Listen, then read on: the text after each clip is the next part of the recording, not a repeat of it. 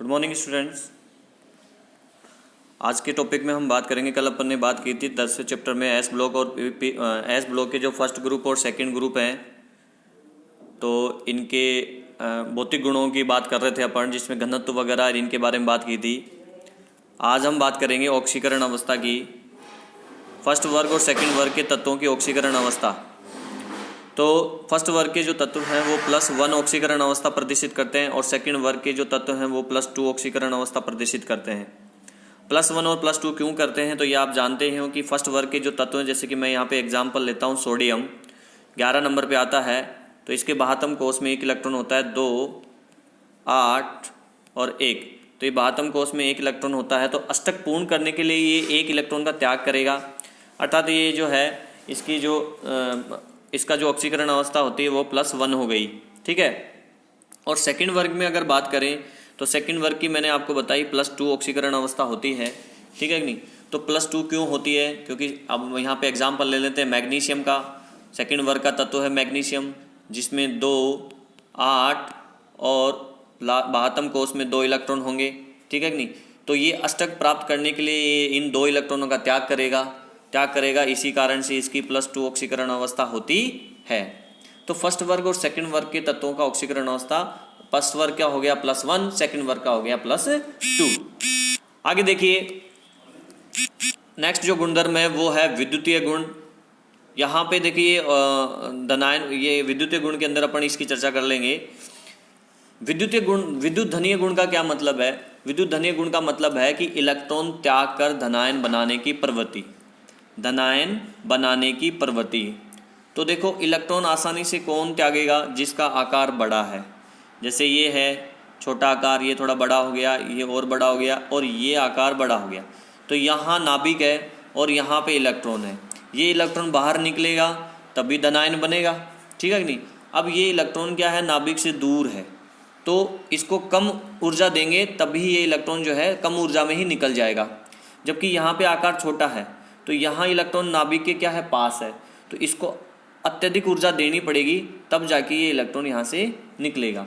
तो इसमें धनायन बनाने की प्रवृत्ति क्या हो गई, कम। इसमें धनायन बनाने की प्रवृत्ति क्या हो गई, अधिक। ठीक है कि नहीं।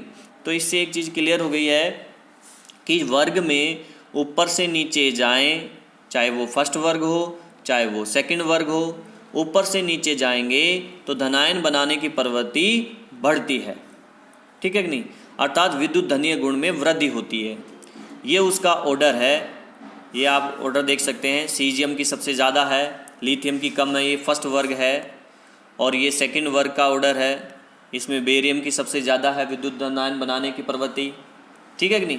अब मैं आपसे एक क्वेश्चन पूछूं कि अगर फर्स्ट वर्ग और सेकंड वर्ग, इन दोनों में से विद्युत धनीय गुण किसका ज़्यादा होगा, तो हम विद्युत धनीय गुण होगा फर्स्ट वर्ग का ज़्यादा। क्यों? क्योंकि इन दोनों का आकार, दोनों में से आकार किसका ज़्यादा है, फर्स्ट वर्ग का ज़्यादा है। बाएं से दाएं जाने पर आकार में कमी होती है, तो फर्स्ट वर्ग यहाँ आ रहा है, सेकंड वर्ग यहाँ पे आ रहा है, तो कमी हो गया ना। तो सेकंड वर्ग के तत्वों का आकार फर्स्ट वर्ग के तत्वों के आकार से कम होता है, जिसके कारण से इनका धनायन बनाने का गुण फर्स्ट वर्ग के तत्वों के धनायन बनाने के गुण से कम होगा, यानी फर्स्ट का ज़्यादा होगा। तो अब इन दोनों ही वर्गों में, फर्स्ट वर्ग और सेकंड वर्ग, इन दोनों ही वर्गों में सबसे ज़्यादा, यानी जो आसानी से धनायन बनाएगा, वो गुण किस में है? वो गुण है सीजियम में। किस में होगा? वो सीजियम में होगा। ठीक है। नेक्स्ट टॉपिक है क्रियाशीलता। अब धातुओं की फर्स्ट वर्ग और सेकंड वर्ग की क्रियाशीलता डिपेंड करती है उनके धनायन बनाने के गुण पर, और धनायन बनाने का गुण डिपेंड करता है उसके आकार पर। और आकार के बारे में अपन ने पढ़ा कि ऊपर से नीचे जाने पर आकार में क्या होती है, वृद्धि होती है। तो ऊपर से नीचे जाने पर आकार में वृद्धि होती है, तो ऊपर से नीचे जाने पर धनायन बनाने का गुण में भी क्या होगी, वृद्धि होगी। और धनायन बनाने के गुण में वृद्धि होगी, तो इसका मतलब ऊपर से नीचे जाने पर क्रियाशीलता में भी क्या होगी, वृद्धि होगी। तो इसका मतलब ये हो गया, धनायन बनाने का जो गुण जितना ज़्यादा होगा उसकी क्रियाशीलता भी उतनी ही ज़्यादा होगी। तो सीजियम का जो गुण है धनायन बनाने का सबसे ज़्यादा है, तो इसका मतलब सबसे ज़्यादा क्रियाशीलता भी इसी की होगी, सीजियम की। वर्ग में ऊपर से नीचे जाने पर क्रियाशीलता क्या होती है, बढ़ती है। तो ये क्रम लिखा हुआ है फर्स्ट ग्रुप का, ये क्रम लिखा हुआ है सेकंड ग्रुप का। क्लियर। नेक्स्ट है गलनांक और कथनांक। तो गलनांक और कथनांक जो है धात्विक सामर्थ्य पे निर्भर करता है, धात्विक बंध की सामर्थ्य पे। बंध जितना मजबूत होगा धात्विक, गलनांक और कथनांक उतने ही ज़्यादा होंगे। अब फर्स्ट वर्ग और सेकंड वर्ग की धातुओं की अगर बात करें तो इनका आकार क्या है, बड़ा होता है, जिसके कारण से इनका जो धात्विक बंध बनता है वो बनता है कमजोर। ठीक है, अब कमजोर बंध है तो वो कम ऊर्जा में ही क्या हो जाएगा, टूट जाएगा, है कि नहीं। वो धात्विक बंध कम ऊर्जा देने पर ही क्या हो जाएगा, टूट जाएगा। क्यों? क्योंकि बंध क्या है, कमजोर है। ठीक है, इसलिए फर्स्ट ग्रुप और सेकंड वर्ग के जो तत्व हैं इनका गलनांक और कथनांक अन्य वर्गों की तुलना में कम होता है। मैं धातुओं की बात कर रहा हूँ, अधातुओं की बात नहीं कर रहा, क्योंकि अधातुओं में तो गैस भी आती है जिनके गलनांक और कथनांक तो बहुत ज़्यादा कम है, माइनस में चलता है। तो यहाँ पे धातुओं की अगर बात करें हम तो इनके गलनांक और कथनांक क्या होते हैं, कम होते हैं। सीजियम एक ऐसी धातु है जिसका गलनांक इतना ज़्यादा कम होता है कि ये हथेली पर भी पिघल जाएगी। जो हथेली की ऊष्मा है, हमारे हाथ की जो हथेली है उसकी ऊष्मा ग्रहण करके ही ये पिघल जाती है, इतना कम गलनांक होता है इसका। ये यहाँ पे इनके गलनांक और कथनांक का क्रम है फर्स्ट वर्ग के तत्वों का, लिथियम का सबसे ज़्यादा, फिर सोडियम का कम हो गया, फिर पोटेशियम का कम हो गया, फिर रुबिडियम का कम हो गया, सीजियम का सबसे कम है। ठीक है कि नहीं। ये सेकंड वर्ग के तत्वों का है, ये गलनांक का क्रम है सेकंड वर्ग के तत्वों का, ये क्वथनांक का क्रम है सेकंड वर्ग के तत्वों का। लेकिन यहाँ पे बेरियम देखिए, बेरियम का आकार सबसे बड़ा होता है, लेकिन बेरियम जो है सबसे लास्ट में नहीं है। ऐसा इसलिए अक्रिय इलेक्ट्रॉन युग्म प्रभाव के कारण, अक्रिय इलेक्ट्रॉन युग्म प्रभाव के कारण जो है इसका गलनांक कथनांक क्या है, थोड़ा सा ज़्यादा है, जिसके कारण से ये लास्ट में नहीं है। अगर जल योजन एंथैल्पी की बात करें तो जल योजन एंथैल्पी धनायन आकार के क्या होती है, व्युत्क्रमानुपाती होती है। लिथियम का आकार बहुत छोटा है, जिसके कारण से इसकी जल योजन एंथैल्पी भी क्या होगी, ज़्यादा होगी। क्योंकि जो धनायन और ऋणायन के बीच में जो आबंध बनेगा, ये धनायन है मान लीजिए लिथियम और ये कोई ऋणायन है इसके साथ में, तो इनका आकार ही दोनों का छोटा होगा, तो जिसके कारण से इनके बीच में जो आकर्षण बल होगा वो क्या होगा, मजबूत होगा। तो उस मजबूती को तोड़ने के लिए हमें ऊर्जा ज़्यादा देनी पड़ेगी, इसलिए जल योजन ऊर्जा भी क्या हो गई, ज़्यादा हो गई। जलीय विलयन के अंदर ज्वाला का रंग, तो ज्वाला का रंग जो है लिथियम का लाल, सोडियम का पीला, पोटेशियम का बैंगनी, रुबिडियम का लाल, सीजियम का बैंगनी।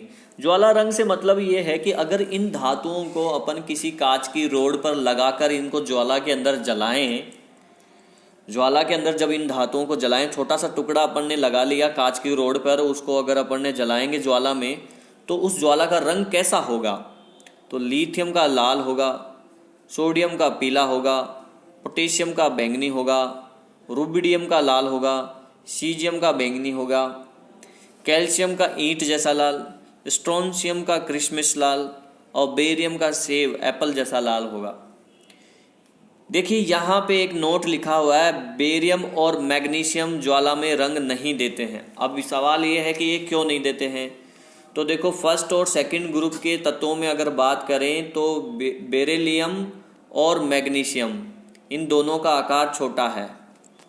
ठीक है, तो ज्वाला में रंग देने के लिए चाहिए इलेक्ट्रॉन। जब ये ज्वाला में रंग क्यों देते हैं, क्योंकि उस ज्वाला की गर्मी से ये इलेक्ट्रॉन का त्याग करते हैं और धनायन बना लेते हैं। ठीक है कि नहीं, जिसके कारण से ये ज्वाला में रंग प्रदर्शित करते हैं। परंतु इनका आकार छोटा है बेरिलियम का, मैग्नीशियम का, इन तत्वों की अपेक्षा। ठीक है कि नहीं, जिसके आकार छोटा है तो उस ज्वाला के अंदर इतना, जो हम जिस ज्वाला में हम जलाएंगे बर्नर वगैरह के अंदर या मोमबत्ती में, तो उसमें इतनी ऊर्जा नहीं होती है कि वो यहाँ इनकी जो मतलब इलेक्ट्रॉन को निकाल सके। अर्थात उस ज्वाला के अंदर आयनन ऊर्जा इतनी नहीं होती है जितनी इनकी होनी चाहिए। तो इलेक्ट्रॉन निकलता नहीं है, तो फिर ये ज्वाला के अंदर रंग प्रदर्शित नहीं करते हैं। नेक्स्ट हमारा टॉपिक है आयनन एंथैल्पी। तो आयनन एंथैल्पी के बारे में तो हमने तीसरे चैप्टर में बहुत विस्तार से बात की थी, लेकिन फिर भी यहाँ देख लीजिए, मैंने बताया था, एक बार फिर से इसकी परिभाषा में रिपीट कर देता हूँ कि परमाणु जो है वो गैसीय अवस्था में है, और गैसीय अवस्था में जब वो हो तो उसके बाह्यतम कोश से इलेक्ट्रॉन निकालने के लिए जो उसको ऊर्जा दी जाएगी उस ऊर्जा को आयनन एंथैल्पी कहते हैं। अब जैसे जैसे आकार बड़ा होता है वैसे वैसे आयनन एंथैल्पी क्या होती है, कम होती है। ठीक है कि नहीं? तो बस यही चीज़ यहाँ पे लागू होगी। वर्ग में चाहे फर्स्ट वर्ग हो चाहे सेकंड वर्ग हो, वर्ग में ऊपर से नीचे जाते हैं तो क्या होता है, आकार बढ़ता है। आकार क्या होता है, बढ़ता जाता है। आकार बढ़ता जाता है तो आयनन एंथैल्पी क्या होगी, आयनन ऊर्जा क्या हो जाएगी, कम होती जाएगी। ठीक है कि नहीं? क्योंकि इलेक्ट्रॉन आसानी से निकलता जाएगा। तो ये इसके फर्स्ट वर्ग और सेकंड वर्ग के भौतिक गुणधर्म थे। नेक्स्ट लेक्चर में अपन बात करेंगे इसके रासायनिक गुणधर्मों की।